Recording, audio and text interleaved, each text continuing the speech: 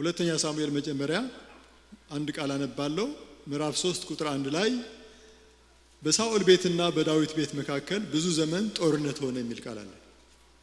ሁለተኛ ሳሙኤል ምዕራፍ 3 ቁጥር 1 ላይ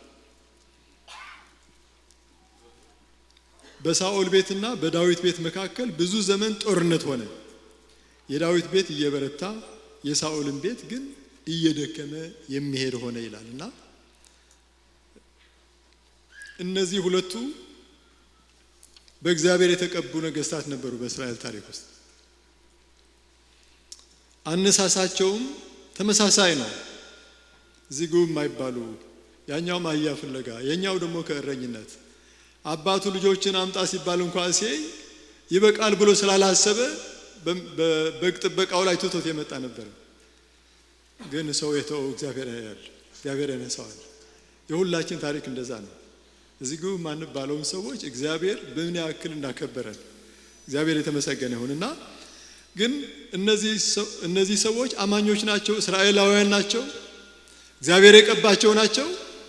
አንዱ እየበረታ አንዱ እየደከመ ግን ለምን ይሄዳል የሚለው ጥያቄ ግን ዛሬ መልስ የምናገኝበት ነው በመስኮት ወይም በመስተዋት እና ወደ አንደኛ ሳሙኤል ምዕራፍ 15 አልፎ እዛ በሙሉ እዛ ያደርግላችኋል ፋንቲሽ። እኔ የሚያስፈልገኝን ቁጥሮች ብቻ ናቸው የማነብላችሁ። ሳሙኤልም ሳኦልን አለው በሕዝቡ በእስራኤል ላይ ንጉሥ እንድትሆን እቀባህ ዘንድ እግዚአብሔር ላከኝ። አሁንም የእግዚአብሔርን ድምጽ ስማ። ትልቁ ያለው ይሄ የእግዚአብሔርን ድምጽ ስማ ትእዛዝ ነው። ቁጥር 2 የሰራዊት ጌታ እግዚአብሔር እንዲህ ይላል፣ እስራኤል ከግብጽ በወጣ ጊዜ አማሌቅ በመንገድ እየተቃወመ ያደረገበትን እበቀላለሁ።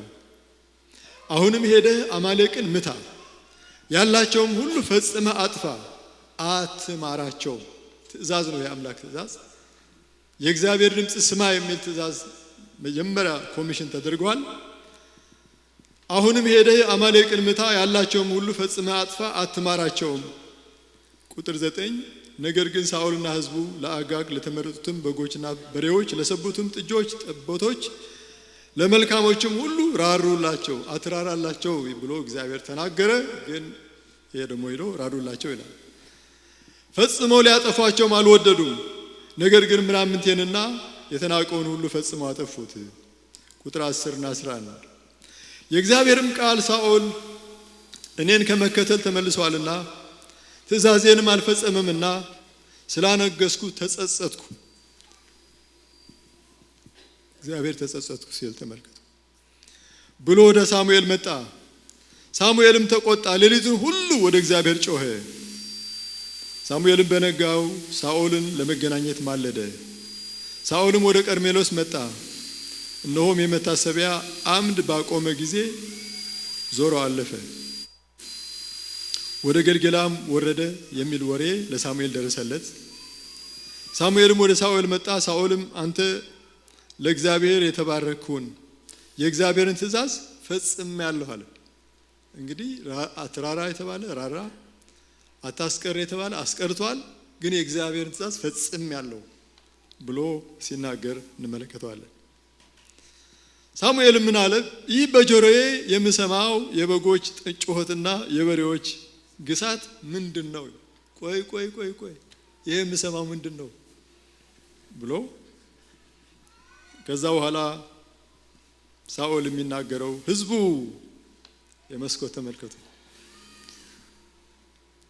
እሱ ኃላፊነት መውሰድ ሲገባው ትእዛዝ የተቀበለው እሱ ሆኖ ሳለ የእግዚአብሔርን ቃል ስማ የተባለው እሱ ሆኖ ሳለ ህዝቡ የሱ ምሪት የሱ ፍላጎት ነው የሚከተለው እንጂ ህዝቡ በራሱ በንጉስ ላይ ስልጣን የለውም። ግን የሚለው ተመልከቱ። ህዝቡ ምናልባት እዚህ ቦታ በተለያየ ጊዜ በተለያየ ሁኔታ እናልፋለን። እኛ ኢሚግራንት አበሾች ኢሚግራንት ነን፣ በተለያየ ሁኔታ አልፈናል። ግን አንዳንዱ በራሳችን ሁኔታ ሊሆን ይችላል፣ ብዙ ቻሌንጅ ሊገጥመን ይችላል። ግን ሁሉ ጊዜ ብሌም የምናደርገው ሰውን ከሆነ፣ ሁሉ ጊዜ ብሌም የምናደርገው መሪዎችን ከሆነ፣ ሁሉ ጊዜ ብሌም የምናደርገው ቤተሰቦቻችን ከሆነ፣ ወንድሞቻችን እህቶቻችን ከሆነ ያው በመስኮት የሚያየው ሰውዬ ነው። የምንሆነው። እና ይሄ ደግሞ የሳኦል የዳዊት መጨረሻ ሳይሆን መጨረሻችን የሳኦል ነው የሚሆነው።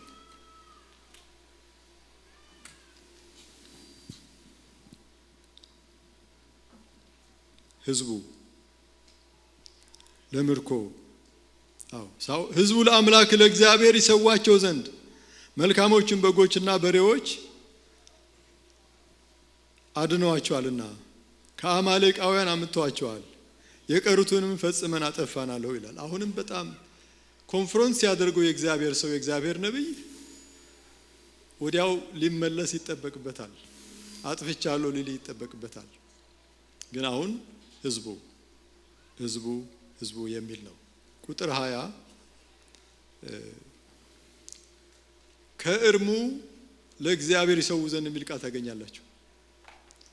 ለእግዚአብሔር እርም መስዋዕት ይቀርባል ወይ ነው የመጀመሪያ ጥያቄ። ከእርሙ ከተከለከለ ነውር ከሆነ እርም ከሆነ ለእግዚአብሔር ይሰው ዘንድ ምን አይነት እግዚአብሔር ነው ሳኦል የሚያመልከው የሚለው ይህንን ከዛ በኋላ ሳሙኤል ሲመልስለት ቁጥር 19 ላይ ለምርኮ ሳስተህ ለምን የእግዚአብሔርን ቃል አልሰማህም?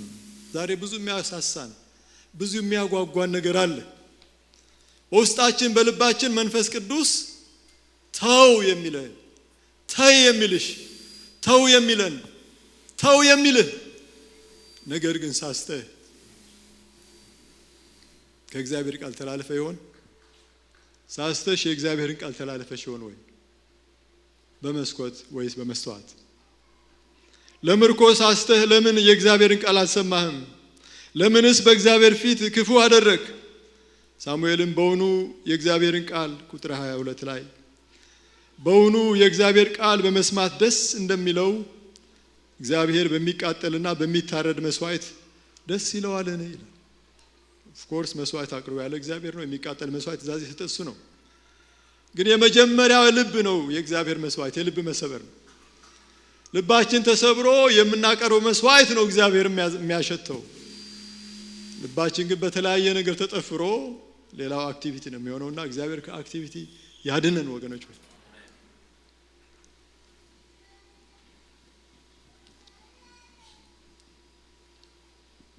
በውኑ የእግዚአብሔር ቃል በመስማት ደስ እንደሚለው ቁጥር 1 ላይ የእግዚአብሔርን ቃል ስማ፣ የእግዚአብሔርን ድምጽ ስማ የሚል ዳዊት በመዝሙሩ እግዚአብሔር የሚናገረውን እሰማለሁ ይላል። ይህን ቃል አብረን እስከነወሉ እግዚአብሔር የሚናገረውን እሰማለሁ። እሱ ለሕዝቡ ሰላምን ይናገራልና ቢገስጸንም ሰላም ለማምጣት ነው። እግዚአብሔር የተመሰገነ ነው። ስለዚህ እግዚአብሔር የሚናገረውን እሰማለሁ። እግዚአብሔር የሚናገረውን ስንሰማ እግዚአብሔር በጣም ደስ ይሰኛል። የእግዚአብሔር ደስታ ደግሞ መጽሐፍ ቅዱስ ነው የሚለው ኃይላችን ነው ይላል። ብርታት የምናገኘው የእግዚአብሔርን ቃል ሰምተን እግዚአብሔርን ደስ እናሰኝ ነው። እግዚአብሔር አምላካችን እጅግ አድርገን እናመሰግናለን። ይቀጥልና ቁጥር 23 ላይ አመፀኝነት እንደ ሟርተኛ ኃጢአት እልከኝነትም ጣዖትና ተራፊንም እንደማምለክ ነው። የእግዚአብሔርን ቃል ንቀሃልና እግዚአብሔር ንጉሥ እንዳትሆን ናቀህ አለ። ሳኦልም ሳሙኤልን ሕዝቡን ስለፈራሁ መፈራት ያለበት ማን ነው? እግዚአብሔር ነው መፈራት ያለበት። ግን አሁንም ኤክስኪውዝ አፍተር ኤክስኪውዝ አንዴ ሕዝቡ ይላል፣ አንዴ ከእርሙ ለእግዚአብሔር መስዋዕት ይላል። አን ኢንሳልት በራሱ ለእግዚአብሔር እና ይሄ ሰው እግዚአብሔርን ባለመታዘዙ እሱ ራሱ ወድቆ ሕዝቡን እንዴት ወደ ውድቀት እንደጣላቸው እንመለከታለን። እና ትልቁ መልእክቱ እንደ አማኞች ሕይወታችን የት ነው ያለው? ሕይወታችን እንዴት ነው? ምክንያቱ እግዚአብሔርን ደስ የሚያሰኝ እንድንሆን ዳዊት ሳይቀባ ይላል መጽሐፍ ቅዱስ ውስጥ የጸለየው ጸሎት እግዚአብሔርን አንዲት ነገር ለመንኩት እርሷንም እሻለሁ በእግዚአብሔር ቤት ጣል ዘንድ እግዚአብሔርን ደስ የሚያሰኘውን አይ ዘንድ ይላል። እኔን ደስ የሚያሰኘኝ ነው ሰው የሚጠይቀው ብዙ ጊዜ እኔ የሚል ጀነሬሽን ነው ያለ ነው። በልጆቻችን ስመዋለን። ገና አፍ ሲከፍቱ ሚ ማይን በቃ ቤቱ በሚና በማይን ብቻ ነው። ልጆች ሲጣሉም እንደዛ ነው። ኢትስ ማይን መንፈሱ ነው የሚያሳያቸው። ፈረስ ጄነሬሽን ነው ያለነው እኛ ራሳችን ያለነው እና በእግዚአብሔር ቤት ግን አይደለም እሱ ነው። እግዚአብሔር ይመስገን። የልባችን ዙፋን ሊቀመጥበት የሚገባ እሱ ነው። አምልኮና ስግደት የሚገባው ለሱ ነው። መስዋዕት የሚቀርበው ለሱ ነው። የምናቀርበው ነገር እኛን ደስ ለማሰኘት ሰውን ደስ ለማሰኘት ሳይሆን እግዚአብሔርን ደስ ለማሰኘት ነው። በመስኮት ወይም በመስተዋት። በአንጻሩ ደግሞ ወደ ዳዊት ሕይወት ልውሰዳችሁ። መዝሙር 51 አብረን እናወጣለን። 51 በመስተዋት የሚያዩ ሰውዬ ዳዊት አቤቱ እንደ ቸርነት መጠን ማረኝ፣ እንደ ምሕረት ብዛት መተላለፌን ደምስስ። እንግዲህ ለሳኦል የተላከው ሳሙኤል፣ ለዳዊት የተላከው ደግሞ ናታን ነበር። ሁለቱም የእግዚአብሔር ነቢያት እነዚህ ሁለቱ ነገስታት ሲናገሩ የሁለቱ ነገስታት ሪአክሽን የሁለቱ ነገስታት ምላሽ የተለያየ ሆነ። ስለዚህ የዳዊት ቤት እየበረታ የሳኦል ቤት ግን እየደከመ፣ የብርታታችን ዋና ምንጭ እግዚአብሔርን መታዘዝ፣ የብርታታችን ዋና ምንጭ እግዚአብሔርን መስማት። እግዚአብሔርን እሰማለሁ ለራሳቸው እግዚአብሔርን እሰማለሁ ተናገር። አቤቱ እንደ ቸርነት መጠን ማረኝ፣ እንደ ምሕረት ብዛት መተላለፌን ደምስስ። ምናልባት ታንትሽ ያለ እሺ ደምስስ። ከበደሌ ፈጽመው ጠበኝ፣ ከኃጢአቴም አንጻኝ። እኔ መተላለፌን አውቃለሁና ኃጢአትም ሁሉ ጊዜ በፊቴ ነው። አንተን ብቻ በደልኩ። ቱክ ሪስፖንሲቢሊቲ። ህዝቡ አላለም። ምክንያት ስጥ ቢባል እኮ ምክንያት መስጠት ይችላል። በዚህ ላይ ወገኖች ሆይ ንስሐ እንዲገባ ናታን ኮንፍሮንት ያደረገው በቤርሳቤ ምክንያት ነው። ነገስታት ወደ ሰልፍ በሚወጡበት ጊዜ ይላል መጽሐፍ ቅዱስ ዳዊት በቤቱ ለብቻው ቀረ። በመሸ ጊዜ ደግሞ ወደ ሰገነት ወጣ እና the roof of the house ነው የሚለው። ወደ ላይ ወጥቶ ከተማውን ሲቃኝ አንዲት ቆንጆ ሴት ሻወር ስትወስድ፣ ስለዚህ ማናት ብሎ አጠያየቀ። ባለትዳር ነች ቢሉት ምናምን ቢሉት በቃ ይሄ የፍትወት ነገር ሎጂካል አይደለም። ያንን አሸንፎ ሪዝን አሸንፎ ይጥላል እና አስመጥቶ ባልዋን አስገድሎ ያ ሁሉ ሲያደርግ አዚፍ እግዚአብሔር እንደማያይ። ነገር ግን ናታን መጥቶ ኮንፈረንስ ያደርገው አያችሁ፣ የኃጢአት ትልቅና ትንሽ የለውም። ነገር ግን የልብ መሰበርና የልብ አለመሰበር ግን እሱ ትንሽና ትልቅ አለው። እና መጀመሪያ የጸለየው ጸሎት የመጀመሪያ የጸሎት ርዕስ በራሱ አሜዚንግ በቃ በጣም እኔ ሳነበው ድሮ ልጆች ሆነን በኦርቶዶክስ ራሱን ዘምረው ነበር። እንደ ቸርነት አቤቱ ማረኝ የሚል መዝሙር ነበር። እና አቤቱ እንደ ቸርነት መጠን የሚለው ቃል ማረኝ ማለት እግዚአብሔር ራሱን እንዲጠይቅ ያደረገው ይመስለኛል። የዳዊት አሁን የሰው ሚስት ወስዶ ባልዋን አስገድሎ ይሄ በራሱ በኮርት ራሱ በጣም ስንት ዓመት እንደሚያስፈር ተመልከቱ። ወደ እግዚአብሔር ሲቀርብ ግን በተሰበረ መንፈስ በተዋረደ ልብ አቤቱ እንደ ቸርነት መጠን እስኪ የኔ የቸርነቴ መጠን ምን ያክል ነው ብሎ እግዚአብሔር ቢጠይቅ ዳርቻ የሌለው ምሕረት እግዚአብሔር ይመስገን። ማንንም ማንሳት የሚችል ብቻ ልባችን በተሰበረ ልብ እንቅረበው፣ ብቻ በተዋረደ መንፈስ እንቅረበው። እግዚአብሔር ያነሳል፣ እግዚአብሔር ይፈውሳል። ይሄ አምላክ ነው የምናመልከው። ይሄ አምላክ ስለሆነ ነው እኔ እናንተ ዛሬ እዚህ የቆምነው። እንደ ምሕረት መጠን እንደ ቸርነት ብዛት እንደ ምሕረት ብዛት መተላለፌን ደምስስ። ከበደሌ ፈጽሞ ጠበኝ፣ ከኃጢአቴም አንጻኝ። እኔ መተላለፌን አውቃለሁ። ሰውየው መስተዋት ላይ ቆሞ ራሱን እያየ ምን አይነት ተሪብል ሰው ነኝ። ዛሬ ጠዋት እዚህ ሮሜ ትምህርት ያስተማር የጆን ኒውተን መዝሙር አስታውሰነዋል። እና ጆን ኒውተን የሚባል አሜዚንግ ግሬስ የሚለው መዝሙር የጻፈ ነውና የባሪያ ነጋዴ የነበረ ሰውየው። መጽሐፍቱ አሉት፣ ማንበብ ትችላላችሁ። ስለሱ ጉግል አድርጋችሁ ማንበብ ትችላላችሁና ሌሎች ከኢንግላንድ ወደ አፍሪካ የሄዱ የተለያዩ ነገሮችን በቃ ይነግዳሉ። ሰውየው ግን በእግዚአብሔር ምሳሌ የተፈጠረውን ሰው ሰብስቦ አምጥቶ ይሸጣል። በዛ በሰው ችርቻሮ ይኖር የነበረ ሰው ነው። ጌታ ተገናኘው እና ሲገናኘው ሰውን የሚሸጥ ሰው እንደዚህ አይነት ተርብል ኃጢአት የሚሰራ ሰው ያዳነ ጸጋ ምን አይነት ጸጋ ነው ሲል አሜዚንግ ግሬስ how sweet the sound that saved a wretch በቃ wretch የሚለው ጉድፍ የተጣለ ዝም ብሎ እኔን እንደዛ አይነት ሰው የሚያነሳ ምን አይነት ጸጋ ታላቅ ጸጋ that saved a wretch like me I was blind but now I see I was lost but now I am found ይሄ ነው መስዋዕት የሚያይ ሰው ራሱን የሚያይ ሰው ወደዚህ ኮንክሉዥን ነው የሚመጣው። ስለዚህ እግዚአብሔር ታላቅነት ይታወጅበታል። ከዛ አምልኮም ከዛ መጀመር አለበት።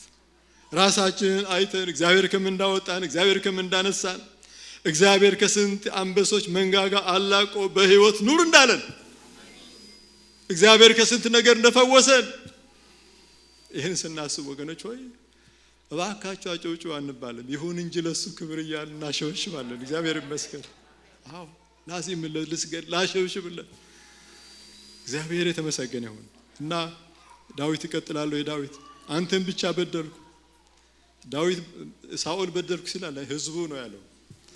ይሄ ሰው ግን አንተን ብቻ በደልኩ I am responsible ቤርሳቤ ምን ነው በዛ ሰዓት ባትወጣ ኑሮ እሷ ሻወር ልትወስድ ባትወጣ ኑሮ እኔ ወደዚህ ባልወደቅኩም ነበር ብሌም ማድረግ ይችላል ከፈለገ እሱ ራሱ ምንም ምክንያት ከፈለግን ምክንያት አናጣም። ግን ሬስፖንሲቢሊቲ ወስደን በእግዚአብሔር ፊት በተሰበረ ልብ በተዋረደ መንፈስ ንቀር እግዚአብሔር የተዋረደውን ልብ አይንቅም ይላል። እግዚአብሔርም አይንቀው። እግዚአብሔር አምላካችን አመሰግናለን። እነሆ በአመጻ ተጸነስኩ እናቴም በኃጢአት ወለደችኝ።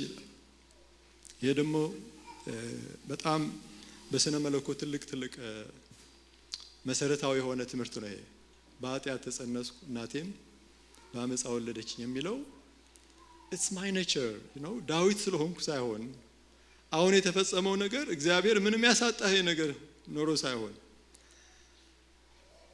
ከበግ ጥበቃ ወስደ ከእረኝነት ወስደ እዚህ ግባ ማልባለውን ሰው ቤተ መንግስት ያስቀመጥከኝ ረስቼ ሳልሆን sometimes the nature of me በቃ ራሱ አዳማዊ ሰው መሆኔ በዚህ በስጋ ኃጢአት ስላለ በኃጢአት ተጸነስኩ ይላል። እና ምንድነው ኃጢአት ሁለት አይነት ነው። አንደኛ የሚወረስ ኃጢአት ከአዳም የመጀመሪያ አዳም ሔዋን በኃጢአት ስለወደቁ የነሱ ዘር በሙሉ በኃጢአት ተበክሎ የኃጢአት ዲኤንኤ የሚባል መንፈሳዊ ዲኤንኤ ውስጥ ይዞ ነው ዛሬ የሚወለደው ህፃን በሆድ ያለ ህፃንም ራሱ ያ ኃጢአት በከል አለበት ማለት ነው። እሱ ኦሪጂናል ሲን ይባላል። ጥንተ አብሶ ይባላል በግዕዝ። እንደገና ደግሞ የሚወረስ የተወረሰ ኃጢአት ይባላል። በዛ ነው ያንን ሪፈር የሚያደርገው። የሁሉ ጸጋ የሁሉ ምሕረት የበዛለት ሰው እንደዚህ ወድቄ ለምንድን ነው ሲል the core reason ነው ያቀረበው። እና ያም ቢሆን ሪስፖንስ አንተን ብቻ በደልኩ ምክንያቱ ይሄ ነው እያለ ኤክስኪውዝ እየሰጠ አይደለም። ግን ኦሪጂናል የሰው ባህሪ የሰው ውድቀት የእግዚአብሔር ጸጋ የእግዚአብሔር ምሕረት ከራቀን ምን ያክል ውዳቄ እንደሆን ያንን የሚያሳይበት ነው። ከኃጢአት የፊትህን መልስ በደለንም ሁሉ ደምስስልኝ። አቤቱ ንጹሕ ልብን ፍጠርልኝ የቀናውን መንፈስ በውስጤ አድስ። ከፊትህ አትጣለኝ ቅዱስ መንፈስም ከእኔ ላይ አትውሰድብኝ። የማዳንን ደስታ ስጠኝ በእሽታ መንፈስ ደግፈኝ። ቁጥር 16 መስዋዕትንስ ብትወድ በሰጠሁ ነበረ የሚቃጠለው መስዋዕት ደስ አያሰኘውም። ይሄ የሳኦልን መስዋዕት ሪፈር ነው የሚያደርገው። ከምርኮ የመጡ የሰቡ የወፈሩ ይሄ ለእግዚአብሔር ለአምላካችን ከእርሙ የሚል ቃል አለ እዛ ውስጥ ታገኘታላችሁ። ከእርሙ ሊያቀሩ መስዋዕት ነው። ያንተ የምትወደው መስዋዕት የተሰበረ ልብ ነው። እና የእግዚአብሔር መስዋዕት የተሰበረ መንፈስ ነው። የተሰበረውና የተዋረደውን ልብ እግዚአብሔር አይንቅም። ይሄ ልብ ነው እግዚአብሔር የሚፈልገው። ይሄ ልብ ነው በመስዋዕት የቆመ ሰውዬ ልብ ራሱን እያየ እግዚአብሔር ሆይ ከዚህ ካለሁበት አውጣኝ፣ እግዚአብሔር ሆይ ይህን ሰውዬ ለውጠው ብሎ ራሱን እያየ በንስሐ መንፈስ የሚመላለስ በንስሐ መንፈስ የሚወጣ የሚገባ በንስሐ መንፈስ በተሰበረ መንፈስ በተዋረደ ልብ ወደ አምላኩ የሚቀርብ ያ ሰው ነው መስዋዕት ላይ ያለው። ሳኦል ግን መስኮት ላይ ነው ያለው። ሳኦል ህዝቡ ነው ብሎ የሚያደርገው ዳዊት ግን ራሱ ነው ብሎ የሚያደርገው። ስለዚህ የትኛው ነው ፈውስ ያገኘው? ዳዊት። እግዚአብሔር አምላካችን እጅግ አድርገን እናመሰግናለን። ቶሎ ብለን ወደ ሉቃስ ወንጌል ምዕራፍ 18 ደግሞ እንደገና ሄደን እናነባለን። እግዚአብሔር አምላካችን እናመሰግናለን። ሉቃስ ወንጌል ምዕራፍ 18 ቁጥር 9 እስከ 14 እነዚህ ሁለቱ የመስኮትና የመስተዋት ምሳሌዎች ናቸው። ሉቃስ ወንጌል ምዕራፍ 18 ቁጥር 9 እስከ 14 ጻድቃን እንደሆኑ በራሳቸው ለሚታመኑና ሌሎችን ሁሉ በጣም ለሚንቁ ይህን ምሳሌ ነገራቸው ይላል። እንዲህ ሲል ሁለት ሰዎች ሊጸልዩ ወደ መቅደስ መጡ። ጸሎት እኮ በጣም የከበረ ነገር ነው። ጸሎት ማለት እግዚአብሔርን ማነጋገር ማለት ነው። የሚጸልይ ሰው እግዚአብሔር ያናግራል። ቃሉ ስንሰማ እግዚአብሔር እየተናገረን ነው። ስንጸልይ ደግሞ እኛ ለእግዚአብሔር እየተናገርን ማለት ነው። ስለዚህ ወደ እግዚአብሔር ቀርበናል እኮ ማለት ነው። ወደ እግዚአብሔር የምንቀርብበት ስለ ጸሎት የሚቀጥለው እናገራለሁ የሚቀጥለው ሳምንት እና ይሄ ቤተ መቅደስ ነው። የእግዚአብሔር ቤት መገናኛ ቦታ፣ እግዚአብሔርና ሕዝቡ የሚገናኙበት ነው ቤተ መቅደስ ማለት። ወደዛ የሚቀሩበት መንፈስ ግን ሰዎቹ ተለያይተዋል። ፈሪሳዊው ቆሞ በልቡ ይህን ሲጸልይ እግዚአብሔር ሆይ እንደሌላ ሰው ሁሉ ቀማኛና አመፀኞች አመንዝሮች ወይም ደግሞ እንደዚህ ቀራጭ ስላልሆንኩ። እንደዚህ ቀራጭ ሲል ቀራጩ እዛ ነው ያለው። ቀራጩ ፈሪሳዊውን አየው ናቱ ቀና ማለት አልቻለም። እንደዚህ ብሎ ነው ያለው። ራሱን ነው እያየ ያለ። በመስተዋት ነው፣ በመንፈሳዊ መስተዋት ፊት፣ በእግዚአብሔር መንፈስ ፊት፣ በእግዚአብሔር ቃል ፊት ቀርቦ ንስሐ እየገባ ነው ቀራጩ። ጊዜ የለውም ሌላውን ለማየት። ፈሪሳዊ ግን እዚህ ቆመና እግዚአብሔር ሆይ እንደዛ ቀራጭ ስላልሆንኩ አመሰግንሃለሁ። መስኮት ሌላው ላይ እየጠቆመ መስኮት ያለ ሰው ሁሉ ጊዜ ሌላው ላይ መጠቆም። በጎናቸው ያለው ሰው በአንድ ጣታችሁ ጠቁም፣ በጠቋሚ ጣት ጠቁም። እስኪ ምናልባት ምን ለማለት ነው?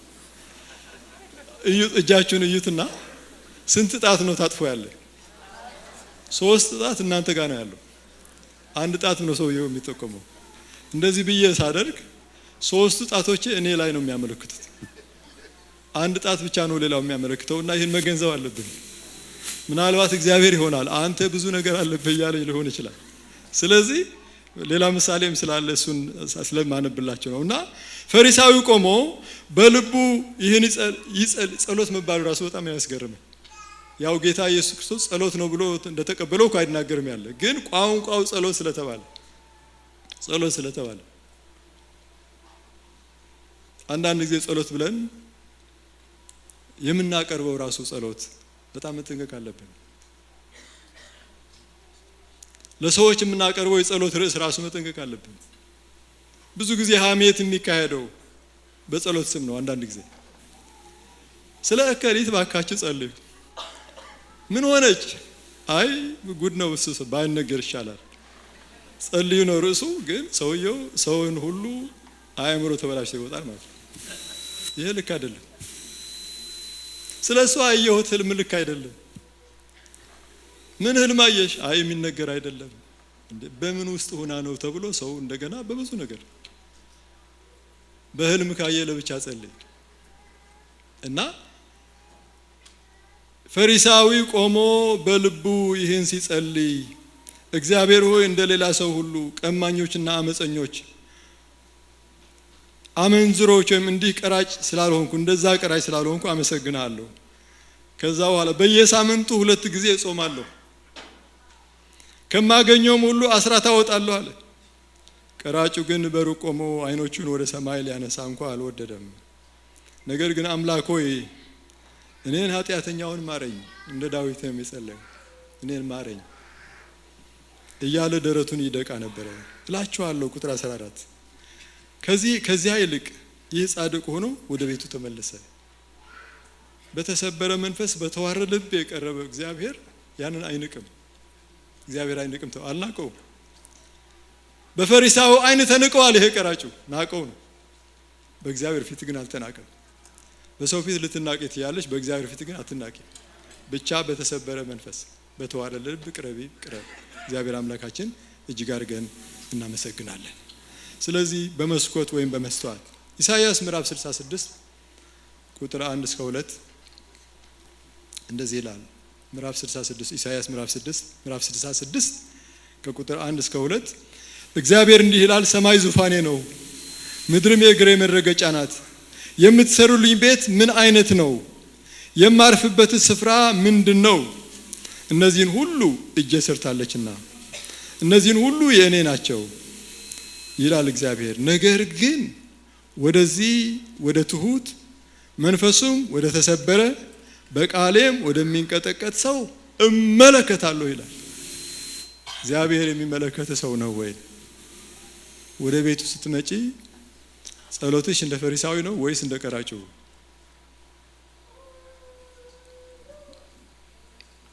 መንፈሱ ወደ ተሰበረ ወደዚህ ወደ ትሁት መንፈሱም ወደ ተሰበረ በቃሌም ወደሚንቀጠቀጥ እመለከታለሁ ብሎ እግዚአብሔር ተናገረ።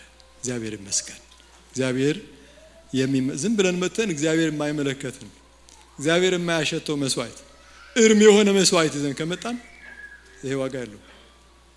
ለእግዚአብሔር ቤት የምናቀርበው መስዋዕት አስራታችንን በኩራታችንን ራሱ ንጹህ መሆን አለበት። በማጭበርበር ካመጣነው ነገር ይዘን ማቅረብ ማለት እርም የሆነ ማቅረብ ማለት ነው በራሱ። ፓስተር ጆን ሃጌ አንዱ በጻፈው መጽሐፉ ላይ ምስክርነቱን አንብቤያለሁ።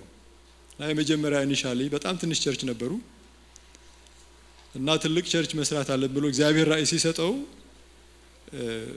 በጣም ገንዘብ ያስፈልጋል ህንጻ ለመስራት ደግሞ እና ፈንድሬዚንግ ተደረገ። ነገር ግን ክሪቲካሊ ከ200,000 በላይ በጣም ያስፈልጋቸው ነበር በወቅቱ የሆነ ዲል ለመዝጋት ማለት ነው። እና ጾም ጸሎት አውጆ እየጸለዩ ነበር እና አንድ ሰውዬ የ200,000 ቼክ ጽፎ ላከ። አሁን ሽማግሌዎቹ ማመስገን ነው የሚገባቸው አይደለም? ቤተክርስቲያኑ ሁሉ ተመስገን አቤል ሃሌሉያ መባል ነበረበት። ፓስተር ጆን ሃጌ ግን ኖ አለ። መልሱለት። እንዴ ምን ነካ? የቆይ ጸሎታችን መልስ ነው። ኖ መልሱ። ለካ ሰውየው ድራግ ፑሸር ነው። የሚያመጣው ገንዘብ ሰውየውን አውቀው አይደለም፣ መንፈስ ቅዱስ ረግሮት ነው። በኋላ ከአንድ ወር በኋላ የሰውየው ስም በጋዜጣ ወጥቷል። ሰውየው እስር ቤት ነው፣ ስንት ነገር ያለ ሰው እንደሆነ በጋዜጣ ወጥቶ በኋላ ህዝቡ እግዚአብሔር ሆይ እንኳን ጠበቀን እርም ልናቀርብ ነበር ብሎ በጉባኤ ራሱ ትልቅ ምስጋና እንደሆነ በመጽሐፉ ተጽፏል። እና ለእግዚአብሔር የምንሰጠው ነገር የከበረ ነው። እግዚአብሔር የሚያሸተው መስዋዕት ነው። ስለዚህ በመናቀረው መስዋዕት ታማኞች ልንሆን፣ በአስራታችን ታማኞች ልንሆን ይገባል። ታማኞች ስንሆን ደግሞ ለሱ ንጹህ የሆነ እሱ የሚያሸተው እንድናቀርብ እግዚአብሔር ይርዳን። እግዚአብሔር አምላካችን እናመሰግናለን።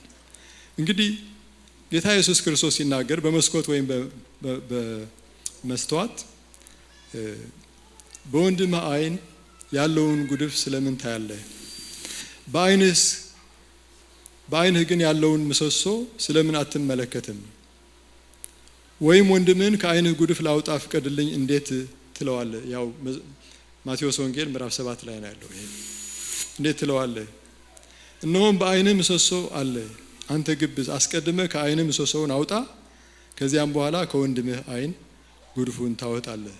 እንግዲህ ምሰሶ ያክል በዓይኑ እያለ ጉድፍ ከጓደኛው ዓይን የሚያይ ሰው በመስኮት እያየ ነው ያለው።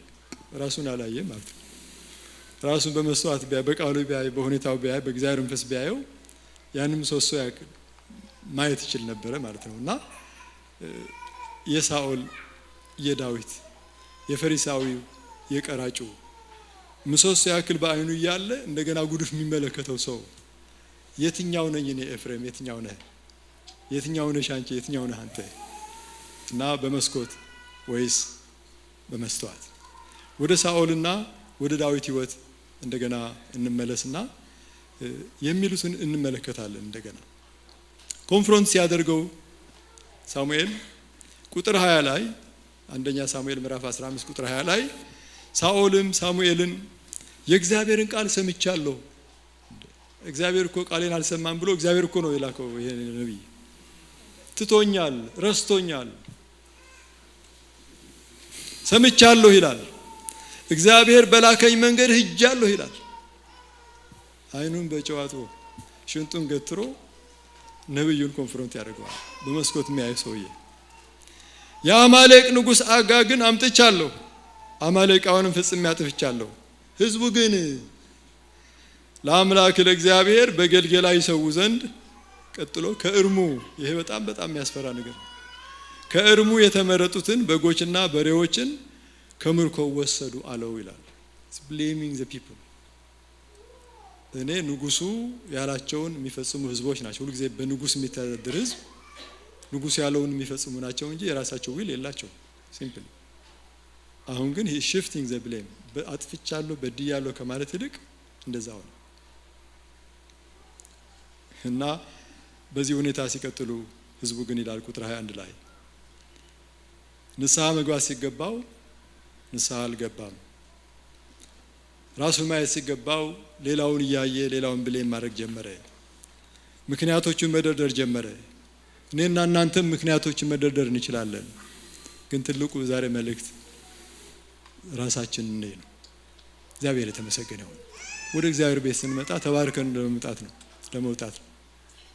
ተባርከን ተቀድሰን ታድሰን ካለንበት ሁኔታ ወጥተን ወገኖች ሆይ እግዚአብሔርን ደስ የሚያሰኝ ህይወት ይዘን ለመመላለስ ነው። እግዚአብሔር አምላክ ይመስገን። የዳዊት ጸሎት ሬሳ ስህተትን በመዝሙር 19 ላይ ስህተትን ማን ያስተውላታል? ከተሰወረው ኃጢአት አንጻኝ፣ የድፍረት ኃጢአት እንዳይገዛኝ ባሪያህን ጠብቅ። የዚያን ጊዜ ፍጹም እሆናለሁ፣ ከታላቁም ኃጢአት እነጻለሁ። አቤቱ ረድኤቴ መድኃኒቴ፣ የአፌ ቃልና የልቤ ሐሳብ በፊትህ ያማረ ይሁን። ራሱን በመስዋዕት የሚያይ ሰውዬ ይሄ ነው የሚጸልየው፣ ሌላ ሊጸልይ አይችልም። እና እግዚአብሔር ይጠብቀን ይርዳን። እግዚአብሔር የተመሰገነ ይሁን። የመጨረሻው ያው ሄኖክ የዚህ ስላለ ያው መጀመሪያው መዝሙር ብቻ መሄድ የለበትም ብዬ አስቤያለሁ እኔ እና ጌታን አምልከን ነው የምንሄደው። ደግሞ በዚህ ቃል ደግሞ ጸልየን ራሳችን ጌታ በተናገረን ነገር ላይ ንስሐ ገብተን በዳዊት መንፈስ ወደ እግዚአብሔር ቀርበን ዳዊት ምህረት እንዳገኘ ምህረት አግኝተን ታድሰን ኦሬዲ ድነናል፣ አማኞች ነን። ነገር ግን በየቀኑ መታደስ አለብን። እግዚአብሔር ይመስገን። በወደቀ ዓለም ነው የምንኖረው። የወደቀ ስጋ ነው የተሸከምነው፣ ያልተዋጀ ስጋ ነው የተሸከምነው። ስለዚህ በአንድም በሌላ መንገድ በተነካካንበት ነገር ላይ መንፈስ ቅዱስ ባዘነብን ነገር ላይ እግዚአብሔር በቃ የተሰበረውን መንፈስ የተዋረደውን ልብ እግዚአብሔር አይንቅም ተብሏል። እግዚአብሔር የማይነቀው ልብ ይዘን ከቀረብን ወገኖች ሆይ እግዚአብሔር እንዲፈውሰን ያስፈልጋል። እግዚአብሔር አምላካችን እናመሰግናለን። ዮሐንስ 8 ቁጥር 3 እስከ 7 ላይ ዮሐንስ 8 ቁጥር 3 እስከ 7 ጻፎችና ፈሪሳውያንም በምንዝር የተያዘችውን ሴት ወደ እርሱ አመጡ። በመካከልም እርሷን አቁመው መምህር ሆይ ይህች ሴት ስታመነዝር ተገኝታ ተያዘች አሉት። በመስኮት ነው ያሉ ሰዎች አይደለም። በምንዝር ተይዛ በቃ ሁሉም ከቧታል። እሷ መሃል ላይ እንግዲህ በስዕል ምናምን የገለጹ ሰዓሊዎች እዛ ነው ያለችው እና እሷን የሚያዩበት መንገድ የመስኮቱ ሰውዬ ነው። ጌታ ኢየሱስ ክርስቶስ ግን አያትና ከዛ በኋላ ሙሴም እንደዚሁ ያሉትን እንዲወገሩ በሕጉ አዘዘን፣ አንተስ ስለ እርሷ ምን ትላለህ ብለው ጠየቁት ማለት ነው። እና የሚከሱበትን እንዲያገኙ ሊፈትኑ ይማሉ። ኢየሱስ ግን ጎንበስ ብሎ በጣቱ በምድር ላይ ጻፈ። መላልሰው በጠየቁት ጊዜ ግን ቀና ብሎ ከናንተ ኃጢአት የሌለበት አስቀድሞ በድንጋይ ይውገራት ማለት ወደ መስተዋቱ መለሳቸው ማለት ነው። እሷን የምትከስ እያንዳንድሽ እስኪ ራስሽ መጀመሪያ ነው ያላቸው በሌላ አነጋገር። እና እግዚአብሔር ሌሎችን እየከሰሰ ሌሎችን ኮንደም እያደረግን ሌሎችን ብሌም እያደረግን የራሳችን ነገርን ሳናይ እንደዚህ ከመመላለስ እግዚአብሔር ያድነን። እግዚአብሔር አምላካችን አመሰግናለን። ተነስተን እንጸልያለን። እግዚአብሔር ይመስገን። ሃሌሉያ።